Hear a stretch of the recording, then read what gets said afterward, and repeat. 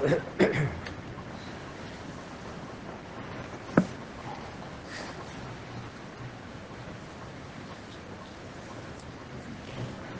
الله الرحمن الرحيم نحمده ونصلي ونسلم على رسوله الكريم وعلى آله وصحبه أجمعين. We were discussing the hadith of Sayyidina Ali radiallahu anhu about the Qur'an Kareem, and he said that he heard Rasulullah sallallahu alayhi wasallam say that the Qur'an is a protection against any form of fitna. Fitna, normally in the hadith, it refers to any calamity, and it also refers to when Muslims will fight each other, or when you will have people that will come and fight against the Muslims and oppress them. These are all referred to as fitna. Like I mentioned last week about the fitna of the Taimur leader. He was a king from the Mongolian Empire that's close to China and those places, and how much oppression and persecution he caused to the Muslims. So that was a fitna that the ulama resorted to Qur'an to get that protection. So Nabi sallallahu alaihi wasallam mentioned some virtues of the Qur'an, and in every one of them, if you contemplate every statement of Nabi sallallahu alaihi wasallam, it constitutes one miracle of the Qur'an, or it tells us that that is one way that the Qur'an is a miracle. For example, the first thing he says, فِيهِ نَبَأُ مَا قَبْلَكُمْ. In the Qur'an, there are stories of the people before you. Now, how did Nabi sallallahu alaihi wasallam know these stories? How would he know? The Arabs, the people in Makkah, they knew that he never went to any formal learning, any institute. He could not even read. So what books could he have read? And in those days, there were no books that were written on history. So how did he know? This is a sign that the Qur'an was revealed by Allah subhanahu wa ta'ala. So that's why I say the Qur'an is a miracle in this sense. The Jews used to come and ask Nabi sallallahu alaihi wasallam certain questions. For example, they asked him about who is Dhul Qarnayn. He didn't answer until the revelation came. They asked him about the 7 people that slept in the cave for 300 years in Surah Kahf, Ashabul Kahf. The wahi came and the answer was given. Then he went even further. He gave them the story of Nabi Yusuf alayhi salam.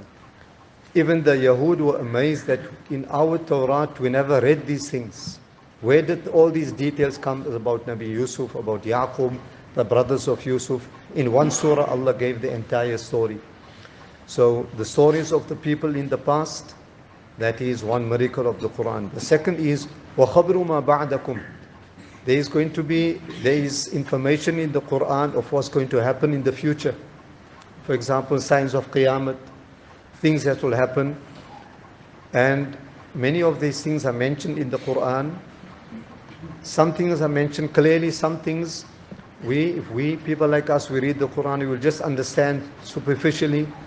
But the ulama of tafsir and the awliya Allah, they understood certain things in depth of how the Quran predicted future events.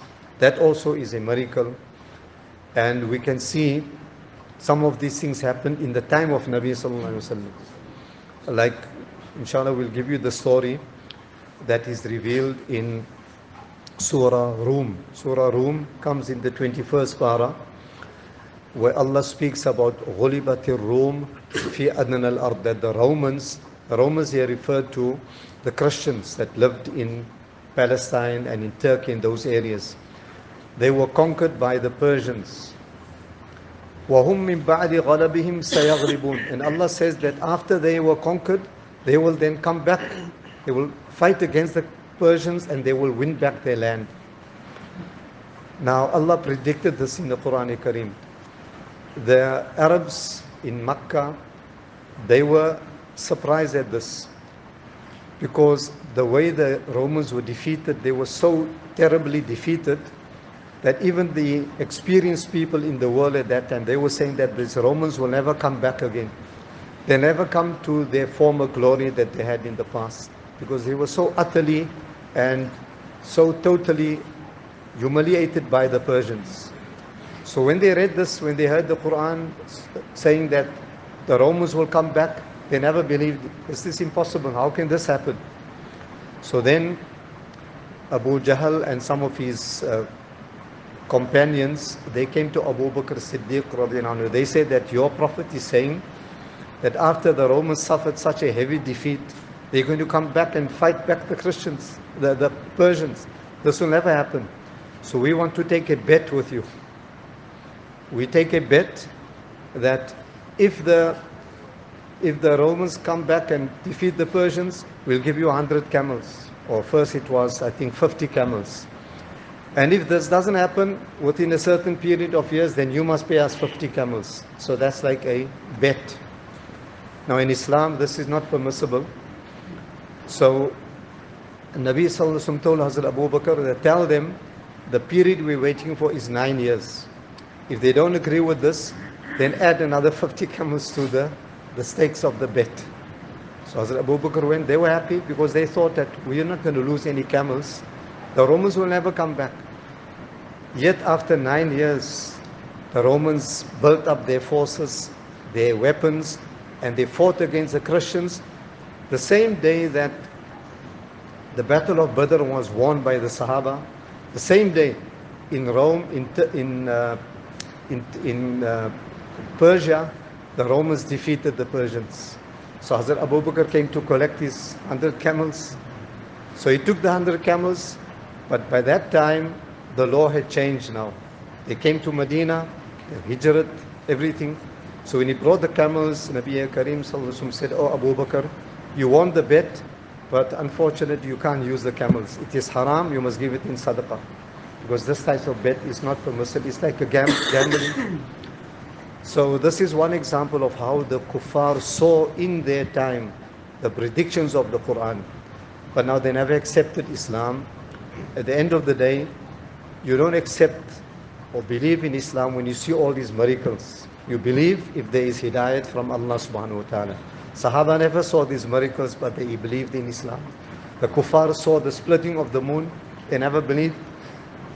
So at the end of the day, like I said, it is whoever Allah has prescribed and destined for hidayat, that person will accept and embrace Islam. Then Nabi Kareem Sallallahu Alaihi Wasallam goes further, وَحُكْمُ مَا بَيْنَكُمْ. There are rules and regulations for your mutual lives. The affairs among yourselves, how you must do business, how you must live, what is halal, what is haram, how you must deal with other people, how you live with your neighbors, how you must make your ibadat, how you meet people. That is all mentioned. Yesterday we discussed, or Thursday, about the social etiquette of the Qur'an Kareem. So that's also one miracle of the Qur'an, that a book that was revealed by Allah, but it tells us all the basic things about our lives. هو الفصل ليس بالهزل. Here Nabi Sallallahu Alaihi Wasallam is actually just repeating what Allah says in the Qur'an Kareem. We always hear the surah, or وَالسَّمَاءِ وَالطَّارِقِ. There Allah says, إِنَّهُ لَقَوْلٌ فَصْلٌ وَمَا هُوَ بِالْهَزَلِ. Fasl means it is such a speech that differentiates between right and wrong. It tells you what is right, what is wrong. It tells you what is haqq and what is batil. That is the Qur'an. Laysa bil hazal, it is not a futile speech. Hazal actually means like when a person jokes or you're speaking nonsense. This is not the Qur'an Kareem, because the Qur'an, the kuffar used to accuse Nabi Kareem Sallallahu Alaihi Wasallam, na'udhu billah, that he's just saying things that are futile, something from his head. He doesn't know what he's saying, na'udhu billah. Allah says this is not the Qur'an. The Qur'an is not something, a joke, it's not something futile. Laysa bil hazal. And then one more thing we'll mention, يَمَنْ تَرَكَهُ مِنْ جَبَّارٍ قَسَمَهُ اللَّهُ. Whoever will neglect the Qur'an out of pride, Allah will break him. Allah will break him. Allah will destroy him. So those people who refuse to abide by the Qur'an because of they were proud, example the kuffar, then Allah Ta'ala caused their destruction. And if a person neglects the Qur'an out of laziness or out of ignorance, it doesn't mean Allah will punish him. But if he gets hidayat and he doesn't take that hidayat, then of course there is punishment in the akhirah. But a person, therefore, we find the Sahaba, if someone quoted an ayat of the Qur'an for them, immediately they would stop. They would not say anything further. They had that fear that we must not oppose what Allah is saying in the Qur'an Kareem, even though they were right. But they would not go ahead because of this fear that they had. The kalam of Allah is Allah Himself. That is Allah speaking. So whoever neglects and opposes the Qur'an because of his pride, then he must remember he's fighting against Allah subhanahu wa ta'ala. Allah Ta'ala save us. Subhanallah.